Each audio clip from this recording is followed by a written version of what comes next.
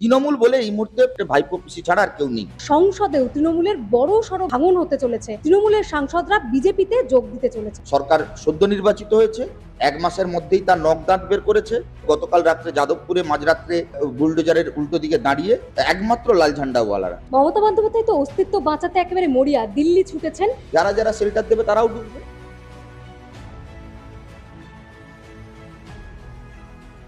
ইতোমধ্যে ঋতব্রত বন্দ্যোপাধ্যায়ের নেতৃত্বে রাজ্যে নতুন তৃণমূল গঠিত হচ্ছে। তার সঙ্গে গুঞ্জন যে সংসদেও তৃণমূলের বড় সড় ভাঙন হতে চলেছে। তৃণমূলের সাংসদরা বিজেপিতে যোগ দিতে চলেছেন। অন্যদিকে আবার একের পর এক তৃণমূল নেতারা গ্রেপ্তার হয়েই চলেছেন। বর্ডার এলাকা থেকে জাহাঙ্গীর ওরফে পুষ্পা, তিনি গ্রেপ্তার। আমাদের সঙ্গে রয়েছেন বিশিষ্ট বাম নেতা সৈকত গিরি, তার সঙ্গে কথা বলবো। এই যে পরিস্থিতি কিভাবে দেখছেন? না, এটা তৃণমূল কংগ্রেসের হওয়াই ছিল। তৃণমূল কংগ্রেস কোনো পলিটিক্যাল পার্টি ছিল না, পলিটিক্যাল তার কোনো ইডিওলজি ছিল না। ক্ষমতায় ছিল, পুলিশ ছিল, প্রশাসন ছিল, তার ফলে তৃণমূল কংগ্রেস বিড়ালকে বাঘ মনে হতো।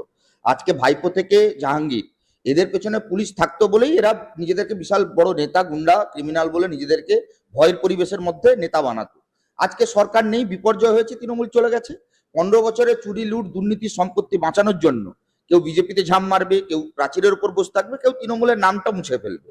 এটাই খুব স্বাভাবিক ঘটনা। এতদিন পরেও যে তৃণমূল নিয়ে আলোচনা হচ্ছে, এটাই রাজনীতিতে অপ্রাসঙ্গিক একটা বিষয়। তৃণমূল বলে এই মুহূর্তে বাংলার মাটিতে কালীঘাটের ক্যামক স্ট্রিটে ভাইপো পিসি ছাড়া আর কেউ নেই। স্বাভাবিকভাবে এই রাজ্যের রাজনীতিতে খুব গুরুত্বপূর্ণ যে 15টা বছর তৃণমূল কংগ্রেস এই রাজ্যের মেধা, এ রাজ্যের সম্পদ সবটা যা লুট করলো, চুরি করলো, তার বিচার হবে কি হবে না। মানুষ ভারতীয় জনতা পার্টিকে, তৃণমূলকে তাড়াতে ভোট দিয়েছে। তৃণমূলের উপর প্রচন্ড রাগ থেকে বিজেপির আগমন, রাদার দেন মমতা বন্দ্যোপাধ্যায়ের কমিউনাল পলিটিক্স এখানে বিজেপিকে মাটি তৈরি করে দিয়েছে।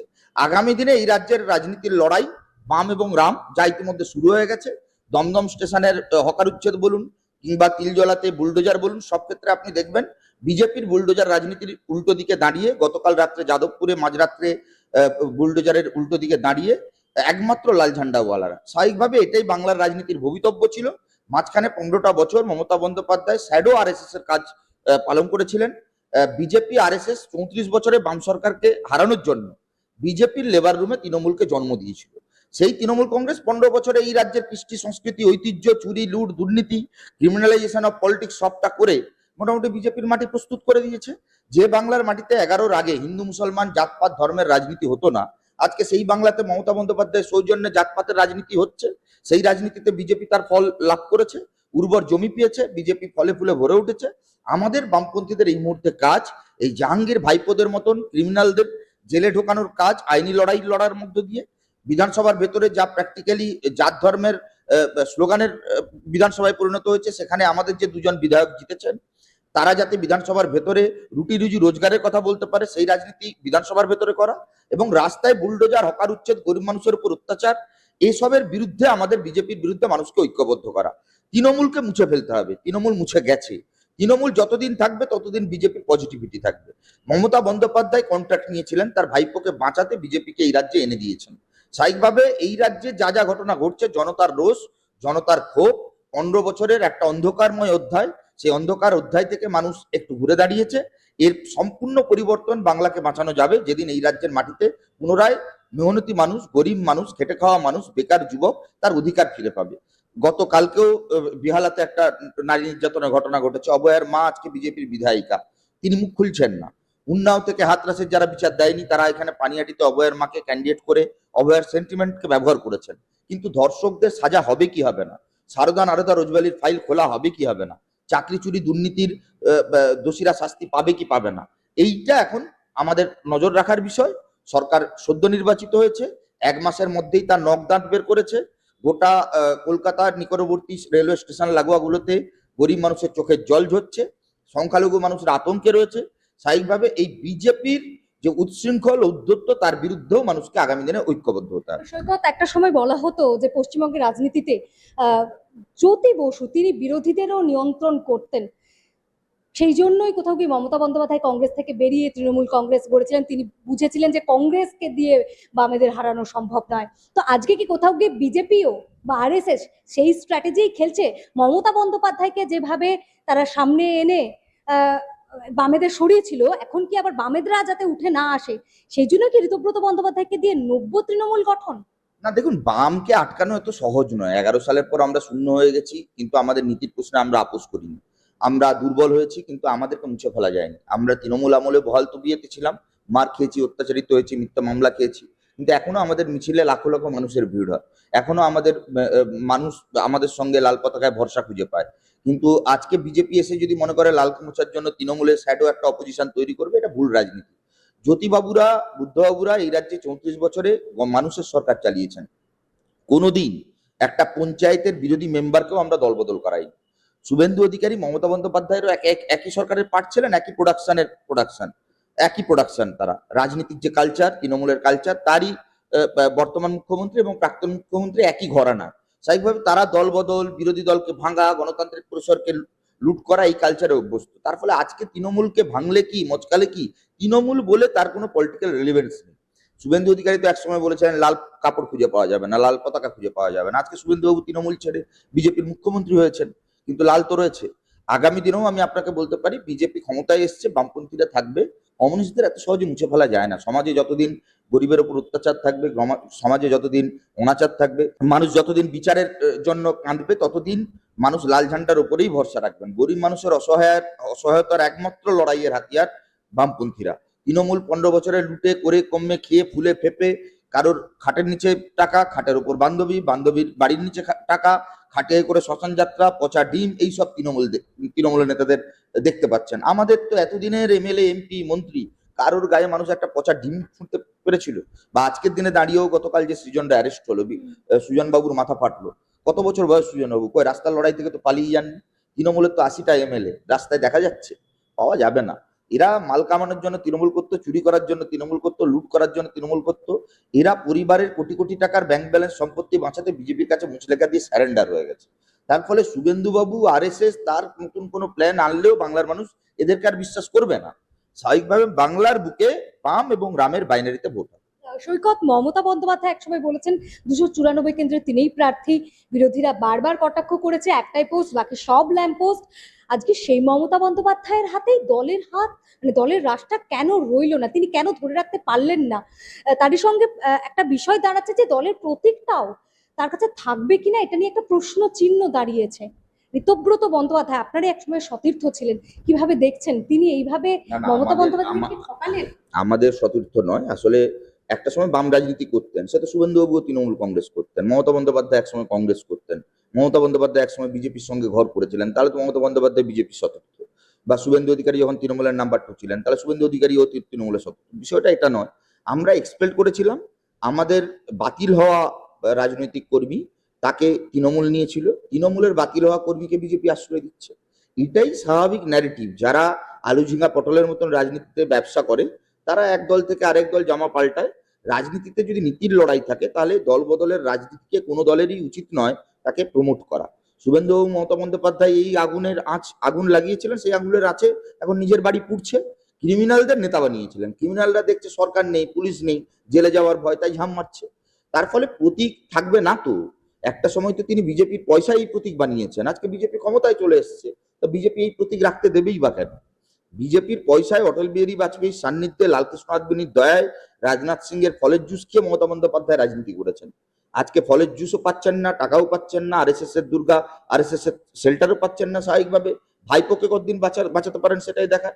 বিজেপি যদি ভাইপোকে জেলে না ঢোকায়, পিসি ভাইপোর বিরুদ্ধে যদি তদন্ত না করে, বিজেপি তো সারা জীবন থাকবে না। আমরা ফিরবই।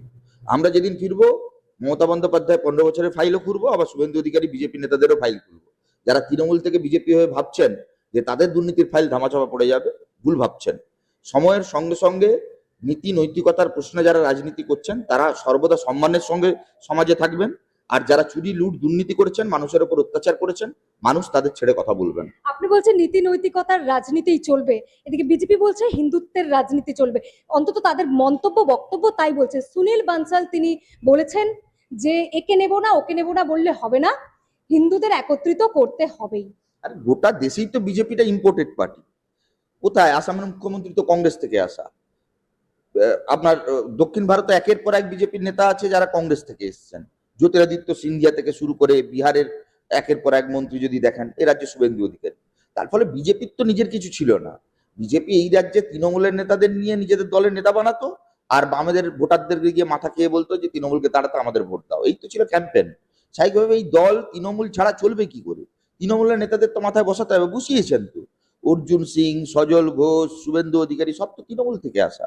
স্বাভাবিকভাবে এই যে স্ট্রাকচার আরএসএস বিজেপির, তাদের কন্ট্রাক্টে তৃণমূল এখানে ক্ষমতায় ছিল। আরএসএস 16 সালে তৃণমূলকে ভোট করিয়েছে, স্বস্তিকা পত্রিকা বলেছে। 11 সালে আরএসএস তৃণমূলকে ক্ষমতায় আসতে সাহায্য করেছে। বিজেপির নেতারা বারে বারে বলেছে, শ্রমিক বাবু, শুভেন্দু বাবু এরা বলেছেন, তৃণমূল বিজেপির অমিত শাহ, মোদী বারে বারে বলেছেন যে বিজেপি না থাকলে তৃণমূল কোনোদিন ক্ষমতায় আসতে পারত না। স্বাভাবিকভাবে এই রাজ্যের রাজনীতিতে বিজেপি তৃণমূল তো আলাদা বলে কিছু ছিল না। আজকে ক্রিমিনালরা তৃণমূলে ছিল, তৃণমূল হেরে গেছে, বিজেপিতে ঝাঁপ মারবে। এটাই মানে ভবিষ্যৎ ইতিহাস তাই বলে। এখন প্রশ্ন হচ্ছে, কিছুদিনের জন্য এত বিপুল জনসমর্থন পেয়েছেন, মানুষকে একটা হ্যালোজিনেশনের মধ্যে রাখতে চাইছেন, ভালো তৃণমূল খারাপ তৃণমূলে ভাগ করতে চাইছেন। আমরা বলছি ভালো তৃণমূল বলে কিছু হয় না, তৃণমূলের সবগুলোই চোর। আর তৃণমূলের চোরগুলোই বিজেপির মাথা হবে, বাথা হয়েছে। মানুষ তার অভিজ্ঞতার মধ্যে দিয়ে দেখছে, যে মানুষ বিজেপিকে জিরো থেকে হিরো বানিয়েছে, সেই মানুষই একদিন এই বিজেপিকে ছুঁড়ে ফেলে দেবে, বামেদেরকে ফিরিয়ে আনবে। মমতা বন্দ্যোপাধ্যায় তো অস্তিত্ব বাঁচাতে একেবারে মরিয়া, দিল্লি ছুটেছেন। অথচ অতীতে লোকসভা নির্বাচনে আমরা দেখেছি যে বাংলায় কিন্তু তৃণমূল ইন্ডিয়া জোটে অংশগ্রহণ করেনি।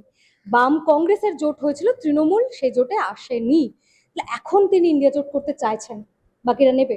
না না, এই রাজ্যে আগেও ইন্ডিয়া জোট ছিল না, আমরা তৃণমূলের দিকে তাকাতাম না। হয়তো মমতা বন্দ্যোপাধ্যায় তো রেজাল্ট বেরোনোর পর বাম দলগুলোর প্রতি আহ্বান জানিয়েছিলেন, আমরা তো পত্রপাঠ নাকচ করে দিয়েছি। মমতা, অভিষেক, পিসি ভাইপো চুরি দুর্নীতির সঙ্গী বা সাথ বা পাপের বোঝা যে নেবে সেও ডুববে। এই রাজ্যে তৃণমূল ক্লোজ চ্যাপ্টার। পিসি ভাইপো ক্রিমিনাল, এই ক্রিমিনালদের সঙ্গে যে যাবে সেই ক্রিমিনালের তকমা পাবে। তার ফলে এই পুরো পিসি ভাইপো তৃণমূল, এই পুরো পার্টিটাকে বাজনা সহ চৈত্র সেলে বিক্রি করে দিতে হবে, নাহলে ইয়ার জেলে ঢোকাতে হবে। এছাড়া বাংলার রাজনীতি কলুষিত মুক্ত হবে না, নোংরা মুক্ত হবে না। স্বাভাবিকভাবে এখন বাঁচার জন্য এদিক ওদিক দৌড়বেন, যারা যারা শেল্টার দেবে তারাও ডুববে। রাজনৈতিক ভবিষ্যৎ তাহলে কি তৃণমূল দলটারই, বা মমতা বন্দ্যোপাধ্যায়, অভিষেক বন্দ্যোপাধ্যায়? তৃণমূল একটা ক্রিমিনালদের অর্গানাইজেশন ছিল, চোর চোর লুটেরাদের একটা অর্গানাইজেশন ছিল। তৃণমূল ডুবে গেছে, তৃণমূল উড়ে গেছে, তৃণমূল ভ্যানিশ হয়ে গেছে। এই রাজ্যে অর্ধেক তৃণমূল বিজেপিতে, অর্ধেক তৃণমূল জেলে ঢুকে গেছে, আর অর্ধেক তৃণমূল পিসি ভাইপোর কামাক স্ট্রিট যারা তার অনুগত পরিবারের লোকেরা, তারা এখন প্রাচীরের উপর বসে আছেন। পিসিমনির ভাইপো তো ভাই সম্ভবত বাবুন ব্যানার্জি মিস কল দিচ্ছেন, কল রিসিভ হলেই বিজেপিতে চলে যাবে। তার ফলে লড়াই পরিষ্কার, পক্ষ পরিষ্কার। একদিকে বড়লোক, কর্পোরেট, আম্বানি, আদানি, নিট পরীক্ষার কেলেঙ্কারি করা বিজেপি, ডবল ইঞ্জিনের বুলডোজার হকার উচ্ছেদের বিজেপি, আর উল্টো দিকে গরিব মেহনতি মানুষ যারা বিচার চায়, যারা বাংলাকে বাঁচাতে চায়, বা যারা বাংলার রবীন্দ্র নজরুলের ইতিহাসকে ফেরাতে চায়, যারা বাংলার সাম্প্রদায়িক সম্প্রীতি রক্ষা করতে চায়, তারা লাল ঝান্ডা নিচ্ছে। এর মাঝখানে আর কোনো পক্ষ নেই, দুটো পক্ষ। মানুষকে ঠিক করতে হবে আগামী দিনে বাংলা কোন পক্ষে। সৈকত, আপনারা বারবার বলেছেন যে মাথা ধরতে হবে। আমরা দেখছি শওকত, জাহাঙ্গীররা গ্রেপ্তার হচ্ছেন, কিন্তু অভিষেক বন্দ্যোপাধ্যায় বারবার নোটিশ পাচ্ছেন। আমরা কি আগামী দিনে কিছু দেখতে পারি এরকম? এটাই তো বাংলার মানুষ দেখছে, যে পিসি ভাইপো কবে জেলে যাবে। চুনোপুটি তো এতদিন ধরে ডিসিবিআর যাত্রাপালা দেখলাম, পিসি ভাইপো কবে জেলে যাবে, আরজি কলের আসল অপরাধী কবে সামনে আসবে, এইসব কথা বলেই তো বিজেপি ভোট পেয়েছে। আমরা দেখি না যে বিজেপি এই কাজটা করে কিনা। যদি বিজেপি এই দুর্নীতির ফাইল না খোলে, পিসি ভাইপোকে জেলে না ঢোকায়, বাংলার জনগণ প্রস্তুত এই বিজেপিকেও ছুড়ে ফেলে দেবে। পিসি ভাইপোর জেল যাত্রা অনিবার্য, কেউ বাঁচাতে পারবে না। অমিত শাহ, মোদিও বাঁচাতে পারবে না। আর এই বিজেপিও যদি তৃণমূলকে বাঁচানোর ঠেকা নেয়, বা ওই ছদ্ম তৃণমূল করে, ভালো তৃণমূল খারাপ তৃণমূল করে ভাগ করতে চায়, এই রাজ্যের মানুষ তৃণমূল বিজেপিটাকে সমূলে উৎখাত করবে। এই লড়াইকে আগে নিয়ে যেতে হবে। 5 পা দিল ইনস্ক্রিপ্ট। এই 5 বছরে আমরা আমাদের সাধ্যমতো শ্রম, নিষ্ঠা এবং সাহসে ভর করে চালিয়ে গেছি আমাদের সাংবাদিকতা। এক্সিট পোলের মিথ্যাচার ফাঁস করেছি আমরা। গিগ শ্রমিক, পরিযায়ী শ্রমিকদের কথা বারবার তুলে ধরেছি আমরা। প্যালেস্টাইন, বাংলাদেশ নিয়ে কথা বলেছি আমরা। বাংলাদেশের শাটডাউনের দিনগুলিতে প্রবাসী বাঙালিদের তাদের পরিবার পরিজনের খবর দিয়েছি আমরা। নাগরিক সাংবাদিকতা চালিয়ে যেতে গেলে চাই নাগরিকদের প্রত্যক্ষ অংশগ্রহণ। তাই আমরা ডোনেশন ব্যবস্থা চালু করেছি। স্ক্রিনে দেওয়া এই কিউআর কোডে আপনারা আমাদের যে কোনো অঙ্কের মূল্য পাঠাতে পারেন। আপনাদের অনুদান আমাদের নিজেদের কাজ এগিয়ে নিয়ে যেতে সাহায্য করবে।